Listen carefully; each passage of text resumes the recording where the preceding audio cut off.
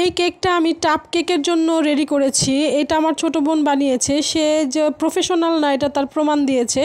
এত বড় একটা ভুল করে ফেলেছে, সেটা হচ্ছে এই মোল্ডের নিচে কোনো পেপার দেয়নি, সেজন্য কেকটা উঠতেছিল না। অয়েল ব্রাশও করেনি, পেপারও দেয়নি।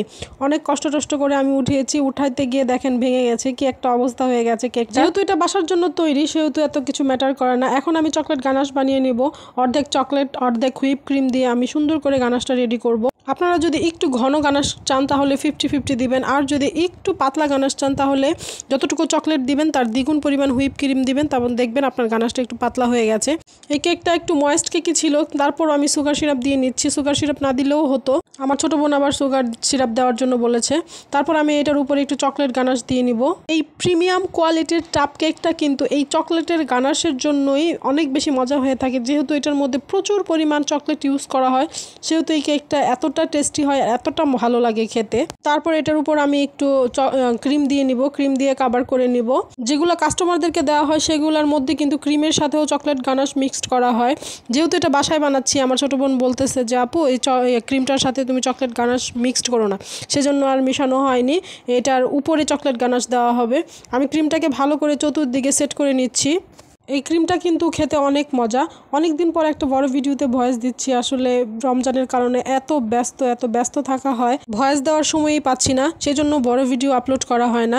যাই হোক, তারপর আমি এটার উপরে একটু চকলেট গানাশ দিয়ে নিব। এই চকলেট গানাশটার উপরে কিন্তু শুধু চকলেটের একটা লেয়ার পড়বে, যেটা হচ্ছে শক্ত হয়ে যাবে, যেটা হচ্ছে এটার হচ্ছে স্পেশালিটি, যে চামচ দিয়ে ভেঙে শব্দ হবে, তারপর ভেঙে খাবেন। এটা হচ্ছে এটা ড্রিম কেকের একটা স্পেশালিটি। এই যে আমি একটা পাইপিং ব্যাগের ভিতরে চকলেট মেল্ট করে নিয়ে এসেছি, এটা আমি পাইপিং ব্যাগ দিয়েই এটার উপরে দিব, টাপ কেকের উপরে দিয়ে দিব। দেখেন কত সুন্দর হচ্ছে।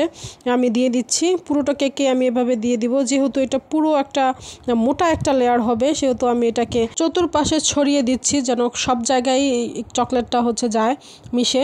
তারপর আমি একটা চামচ দিয়ে সুন্দর করে স্প্রেড করে দিব, চতুর্পাশে একদম ছড়িয়ে দিব। এটা একটু তাড়াতাড়ি করতে হবে। এই চকলেটটা হয় কি তাড়াতাড়ি হচ্ছে শুকিয়ে যায় বা শক্ত হয়ে যায়, ঠান্ডা হয়ে গেলেই কিন্তু এটা শক্ত হয়ে যায়। এই জন্য এই কাজটা একটু দ্রুত করতে হয়। আমি কিন্তু চকলেট গানাশ দেওয়ার পরে কেকটা বেশি সেট করার সময় পাই নাই। আপনারা কিন্তু উপরে চকলেট গানাশ দেওয়ার পরে এই কেকটা হচ্ছে একটু সেট করে নেবেন, তারপরে হচ্ছে গিয়ে চকলেটের লেয়ারটা দিবেন, তাহলে খুব সুন্দর শক্ত হবে। যে আমার পুরো লেয়ারটা কিন্তু একদম শক্ত হয়ে গেছে, আমি কিন্তু আঙুল দিয়ে টোকা দিয়ে দেখিয়ে দিয়েছি। তারপর আমি এটার উপরে একটু কোকো পাউডার দিয়ে নিব।